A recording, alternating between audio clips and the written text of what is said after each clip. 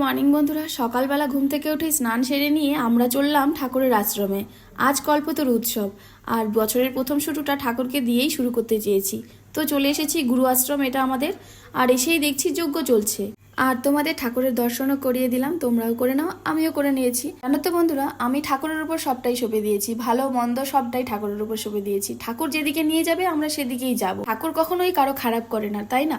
এটা তো তোমরা সবাই বিশ্বাস করো, আমিও বিশ্বাস করি। এখানে যজ্ঞ কমপ্লিট করে বাইরে এখন আমরা চলে যাব ঠাকুর প্রণাম করে। আর বাইরে গিয়ে তোমাদেরকে দেখাবো আমাদের গুরু আশ্রম। তো এই দেখো আশ্রমটা এখন আবার সুন্দর করে বানিয়েছে, ওপরের দিকটা ভালো লাগছে দেখতে। পুরো আশ্রমটাই তোমাদের দেখালাম। এই আশ্রমেই আমরা প্রত্যেকটা উৎসবে আসি। চলো, যেখানে যজ্ঞ হচ্ছে সেটা ঠাকুরের ওই পাশটা, আর এই পাশে মা থাকে, মানে শারদা মা, কালী মা, দুর্গা মা সবাই এখানে। তো এই পাশটাতে এসে প্রণাম করে তোমাদের সাথেও শেয়ার করলাম। তো এই দেখো, আর এদিকে বাইরে এসেছিলাম কারণ রোদে মধ্যে দাঁড়িয়েছিলাম, প্রচণ্ড ঠান্ডা সেদিন ছিল তোমরা জানো।